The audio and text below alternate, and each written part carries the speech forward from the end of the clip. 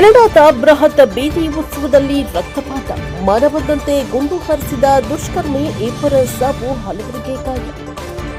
ಕೆನಡಾದ ಅತ್ಯಂತ ಜನಪ್ರಿಯ ಮತ್ತು ಬೃಹತ್ ಲ್ಯಾಟಿನ್ ಸಂಸ್ಕೃತಿಯ ಬೀದಿ ಉತ್ಸವದಲ್ಲಿ ಭೀಕರ ಸಾಮೂಹಿಕ ಗುಂಡಿನ ದಾಳಿ ನಡೆದಿದೆ.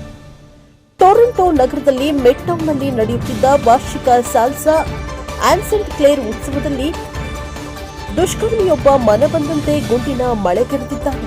ಇಬ್ಬರು ಸ್ಥಳದಲ್ಲೇ ಬಲಿಯಾಗಿದ್ದು, ಕನಿಷ್ಠ 4 ತೀವ್ರವಾಗಿ ಗಾಯಗೊಂಡಿದ್ದಾರೆ. ಶನಿವಾರ ರಾತ್ರಿ ಸ್ಥಳೀಯ ಸಮಯ ಸುಮಾರು 8:12ರ ವೇಳೆಗೆ ಇಡೀ ಉತ್ಸವ ಜನದಟ್ಟಣೆಯಿಂದ ಕೂಡಿದ್ದಾಗ ಈ ಕ್ರೂರ ಘಟನೆ ನಡೆದಿದೆ.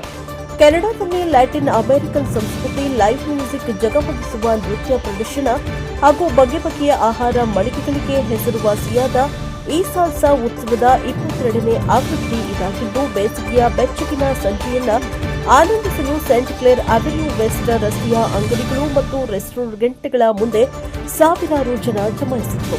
ಈ ಹರ್ಷೋಲ್ಲಾಸದ ನಡುವೆ ಹಠಾತ್ ಆಗಿ ಬಂದ ಬಂದೂಕುಧಾರಿಯೊಬ್ಬ ಸಾರ್ವಜನಿಕರ ಮೇಲೆ ಸರಣಿ ಗುಂಡಿನ ದಾಳಿಯನ್ನ ನಡೆಸಿದ್ದಾನೆ.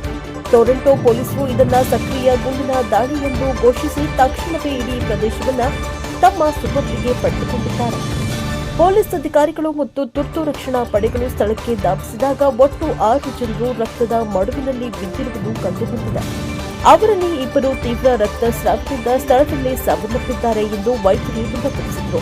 ಉಳಿದ 4 ಮಂದಿ ಗಾಯಾಳುಗಳನ್ನು ತಕ್ಷಣವೇ ಹತ್ತಿರದ ಆಸ್ಪತ್ರೆಗಳಿಗೆ ದಾಖಲಿಸಲಾಗಿದ್ದು, ಅವರ ಸ್ಥಿತಿಯ ಬಗ್ಗೆ ಪೊಲೀಸರು ಸದ್ಯಕ್ಕೆ ಯಾವುದೇ ಹೆಚ್ಚಿನ ವಿವರಗಳನ್ನು ಬಿಡುಗಡೆ ಮಾಡಿಲ್ಲ.